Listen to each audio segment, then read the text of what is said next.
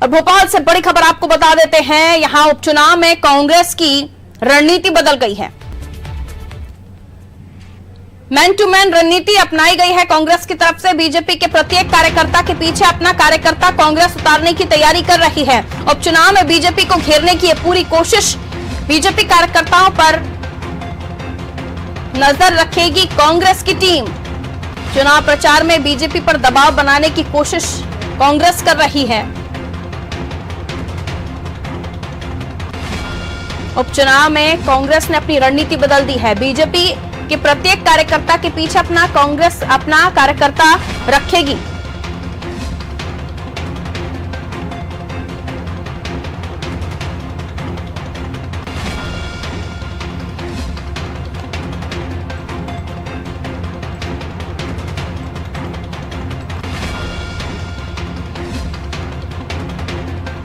तो अलग ही तरह की रणनीति अपना रही है कांग्रेस, लेकिन कितनी सफल होगी इस रणनीति को अपनाने के बाद ये वक्त के साथ पता चलेगा।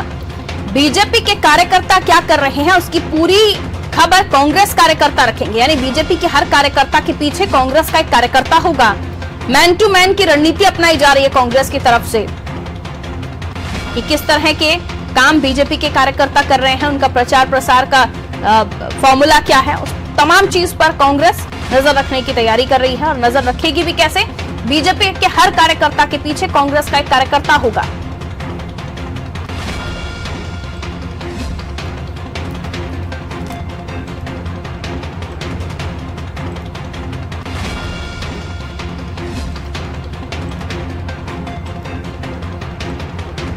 तो मैन टू मैन की रणनीति अपना रही है कांग्रेस, लेकिन कितनी सफल होगी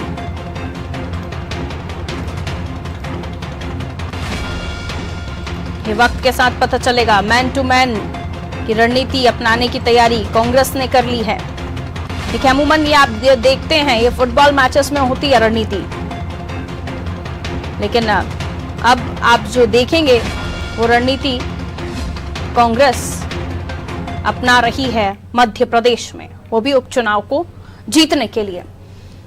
और चलिए सीधा लिए चलते हैं आपको न्यूज रूम, जहां से वैभव गुप्ता हमारे विशेष संवाददाता इस खबर को लेकर हमारे साथ जुड़े हुए हैं live. Vaibhav, man to man रणनीति, हालांकि ये रणनीति अमूमन फुटबॉल मैचेस में देखी जाती है, लेकिन कांग्रेस को मध्य प्रदेश में अपनानी पड़ रही है, यानी क्या कुछ कर रहा है बीजेपी का कार्यकर्ता, किस फॉर्मूले के तहत वो चुनावी रणनीति बना रहा है, या जो चुनावी रणनीति या जो फॉर्मूला उन्हें दिया गया उसे फॉलो कर रहा है, उस पर पूरी पैनी नजर कांग्रेस का एक कार्यकर्ता हर कार्यकर्ता के पीछे खड़े होकर रखेगा। वैभव, बिल्कुल, हमने शाहरुख खान की फिल्म थी चक दे इंडिया, उसमें देखा था कि विपक्षी टीम को हराने के लिए कोच के रूप में शाहरुख खान अपने खिलाड़ियों के साथ बैठकर एक रणनीति बनाते हैं। मैन टू मैन मार्किंग इस रणनीति को नाम दिया जाता है, मतलब प्रत्येक कार्यकर्ता के पीछे या प्रत्येक खिलाड़ी के पीछे दूसरा खिलाड़ी लगा देना, ताकि वो खिलाड़ी अपना जो स्वाभाविक खेल होता है उसको खेल ना पाए। तो ये जो चुनाव हो रहे हैं 28 विधानसभा सीटों पर, यहाँ पर भी मैन टू मैन मार्किंग, इसको गुरिल्ला नीति भी कहा जाता है। यहाँ पर जो बीजेपी के नेता रहेंगे उसके पीछे कांग्रेस अपने कार्यकर्ताओं की एक फौज लगा देगी। हर कार्यकर्ता की जिम्मेदारी रहेगी कि वो बीजेपी नेता को 24 घंटे वॉच करे, कहाँ पर किस क्षेत्र में जा रहा है, ताकि पल पल की जानकारी भी मिलती रहे। इसके साथ ही जो बड़े नेता हैं वो अपनी विधानसभा क्षेत्र को छोड़कर दूसरे विधानसभा क्षेत्र में ना जा पाएँ और दूसरे प्रत्याशियों के मजबूती के लिए चुनाव प्रचार ना कर पाएँ। तो बेहद फुटबॉल में रणनीति बनाई जाती है, इसके साथ ही हॉकी में खिलाड़ियों की रणनीति बनाते हैं, क्योंकि जब विपक्षी टीम मजबूत होती है तो केवल एक ही स्पोर्ट्स में कहा जाता है कि अगर किसी को खेलने से रोकना है तो उसको पूरे उसके आसपास अपने 3 से 4 खिलाड़ी लगा दीजिए किसी बड़े खिलाड़ी के पीछे, ताकि वो उन 4 जो कार्यकर्ता की फौज रहती है उससे दूर हटने के ही उपाय सोचता रहे। तो कांग्रेस ने 28 विधानसभा चुनावों को लेकर अपनी रणनीति में बदलाव किया है। मैन टू मैन मार्किंग की जाएगी। प्रत्येक बीजेपी के बड़े नेता को घेरने के लिए कांग्रेस अपने कुछ चुनिंदा कार्यकर्ताओं की फौज लगाएगी, वहाँ से उस जो बड़ा नेता है ताकि वो अपनी विधानसभा क्षेत्र तक सीमित रहे, दूसरे विधानसभा क्षेत्र में ना जा पाए, इसलिए इस रणनीति में बदलाव किया है। हालांकि भविष्य में का तो नहीं पता, लेकिन इससे पहले जो चुनाव हुए हैं वहाँ पर कांग्रेस को इस नीति का फ़ायदा मिला है, लेकिन कहाँ इस रणनीति का कांग्रेस ने, बीजेपी ने भी तोड़ सोच लिया है। कांग्रेस जहां रणनीति बनाकर अब काम करने की बात कर रही है, वहीं बीजेपी ने तो पहले ही वर्चुअल तरीके से जनता के बीच में अपनी पैठ बना ली है। जनता के साथ, कार्यकर्ताओं के साथ संवाद कर चुके हैं बीजेपी के बड़े नेता।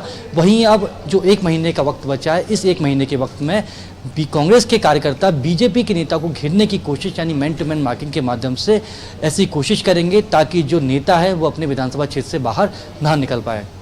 2018 में भी इस तरह की रणनीति कांग्रेस की तरफ से मध्य प्रदेश के लिए अपनाई गई थी वैभव। उसमें सीट टू सीट का फॉर्मूला भी था, जिसमें कार्यकर्ता किस तरह की सभाएं करेंगे ये सीट की जरूरत के हिसाब से दीपक बाबरिया जी ने इस फॉर्मूले को सेट किया था। कई हद तक कई सीटों पर उसका फायदा भी हुआ था। आपको लगता है 2018 से भिन्न स्थिति है फिलहाल 2020 की, क्योंकि उपचुनाव है, और इस फॉर्मूले को कितना आप सक्सीड होते हुए मध्य प्रदेश में देख रहे हैं? क्या जिन सीटों पर उपचुनाव है वहां पर अगर इस फॉर्मूले को अपना भी लिया जाता है, क्योंकि जो सीट पर बीजेपी की तरफ से कैंडिडेट उतर रहे हैं है तो वो कांग्रेस के भी खेले हुए खिलाड़ी?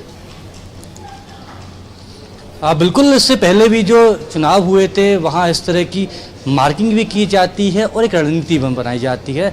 चुनाव चाहे जनपद के हों, चाहे विधानसभा के हों, चाहे लोकसभा के, प्रत्येक पार्टी अलग तरीके से रणनीति बनाकर काम करती है। तो शायद यही नीति बनाकर अब कांग्रेस भी आगे बढ़ने वाली है। बिल्कुल, और इस नीति के तहत जिस तरह की खबरें अंदर से निकलकर सामने आ रही हैं वैभव, क्या उतरे कार्यकर्ता हैं कांग्रेस के पास? क्योंकि बीजेपी के कार्यकर्ताओं को अगर हम टटोलने की कोशिश करें तो हर विधानसभा सीट पर फौज है उनके पास। अब तो देखा जाए तो आवाज मिल रही है वैभव मेरी आपको? वैभव को आवाज मिल रही है मेरी? चलिए, लगता है आवाज नहीं मिल रही है वैभव को। हम कोशिश करेंगे, गेट ही बंद कर दिया, गेट से तो आवाज ही नहीं आता। कोशिश करेंगे कि हम फिर से वैभव से संपर्क कर सकें।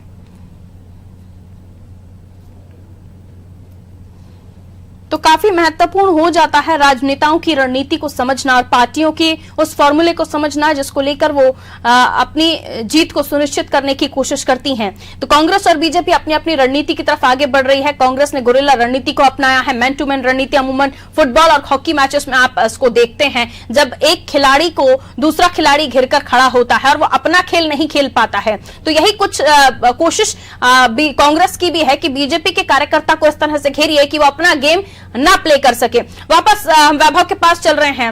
वैभव, आज के इस सिनेरियो में, आज के इस परिप्रेक्ष्य में वो रणनीति जो कांग्रेस ने 2018 में भी खेली है, 2019 में भी हम देखेंगे, लेकिन वही जो लोग हैं इस गेम को पहले से जानते हैं, यानी माहिर हैं कांग्रेस की पॉलिसीज में कि वो क्या करेंगे। मेरा सवाल फौज को लेकर था। कार्यकर्ताओं की फौज बीजेपी के पास से टटोलेंगे तो ज्यादा ही मिलेंगे बीजेपी में कार्यकर्ता, लेकिन कांग्रेस के जो कार्यकर्ता अभी तक हम उन्हें 19-20 या 20-30 का भी फर्क आप समझिए, लेकिन अब जो कार्यकर्ताओं का डिफरेंस है वो बहुत ज्यादा। वो इसलिए भी क्योंकि जो मंत्री थे कमलनाथ जी के साथ, जो विधायक सिंधिया खेमे के थे, अब वो बीजेपी में है तो उनकी भी फौज उनके साथ है। तो एक कार्यकर्ता के पीछे दूसरा कार्यकर्ता लगाना, पॉलिसी तो बहुत अच्छी है, लेकिन क्या कर पाएगी मुमकिन कांग्रेस? बेहद मुश्किल है कांग्रेस के लिए मैन टू मैन मार्किंग रणनीति पर आगे बढ़कर बीजेपी के नेता या बीजेपी के कार्यकर्ताओं को घेरना, क्योंकि जो कांग्रेस के समर्थक थे, कुछ सिंधिया समर्थक भी थे, पूरे प्रदेश भर में हमने देखा कि बड़ी संख्या में कांग्रेस के कार्यकर्ताओं ने पार्टी को छोड़कर बीजेपी का दामन थामा, क्योंकि उनके नेता ज्योतिरादित्य सिंधिया थे। जब ज्योतिरादित्य सिंधिया कांग्रेस में नहीं रहे तो उन सभी ने बीजेपी का दामन थाम लिया, क्योंकि कांग्रेस ने भी ऐसे कार्यकर्ताओं की लिस्ट बनाई थी जो ज्योतिरादित्य सिंधिया के समर्थक थे और पार्टी उनको भी साइडलाइन करना चाहती थी। तो खुद ही कार्यकर्ताओं ने पार्टी को छोड़कर बीजेपी का दामन थाम लिया। अब कांग्रेस चाहती है कि मैन टू मैन मार्किंग के माध्यम से इस रणनीति पर काम करें, लेकिन कार्यकर्ताओं की फौज नहीं है इस वक्त कांग्रेस के पास। हम देख रहे हैं जिस तरह से बीजेपी ने अपने कैडर को तैयार किया है, बीजेपी के पास कार्यकर्ताओं की फौज है, और बीजेपी के जो कार्यकर्ता होते हैं वो पार्टी कैंडिडेट के लिए नहीं, पार्टी के लिए चुनावी मैदान में जाते हैं और चुनावी तैयारियां भी करते हैं। वहीं कांग्रेस के लिए भी हमने देखा कि कांग्रेस का जो कार्यकर्ता होता है वो अपने नेता के लिए पार्टी में राजनीति करता है, वो पार्टी की बात सुनता है, लेकिन पार्टी उसके लिए सेकेंडरी होती है, उसके लिए उसका नेता नंबर 1 पोजीशन पे आता है। वहीं बीजेपी प्रत्येक कार्यकर्ता पार्टी के लिए काम करता है। तो मैन टू मैन मार्किंग की रणनीति पर कांग्रेस आगे ज़रूर बढ़ रही है, लेकिन कांग्रेस को अपने अंदर की खामियों पर पुनर्विचार करना होगा कि किस तरह से वो बीजेपी के नेता को घेरने की कोशिश करेंगे, क्योंकि बीजेपी ने उपचुनावों की तैयारी बहुत पहले शुरू कर दी थी। वर्चुअल माध्यम से बीजेपी के जो नेता हैं वो जनता तक पहुँच चुके हैं। अपनी योजनाओं को भी पहुंचा चुके हैं। ज्योतिरादित्य सिंधिया को भी हमने देखा था कि चाहे वो ग्वालियर चंबल संभाग हुए उपचुनाव की प्रत्येक विधानसभा सीट तक ज्योतिरादित्य सिंधिया के दौरे हो चुके हैं, कार्यकर्ताओं से वो बातचीत कर चुके हैं और क्यों उन्होंने कांग्रेस छोड़ी इसके बारे में भी ज्योतिरादित्य सिंधिया जनता को भी बता चुके हैं, कांग्रेस के कार्यकर्ताओं को भी बता चुके हैं। चलिए, बहुत शुक्रिया वैभव जानकारी के लिए। तो जो भी फॉर्मूला तय करते हैं उस फॉर्मूले या उस काम को आप करने जा रहे हैं, तो उस काम को करने के लिए किन चीजों की जरूरत पड़ेगी उसको भी टटोलना जरूरी होता है, लेकिन शायद कांग्रेस ये भूल गई है।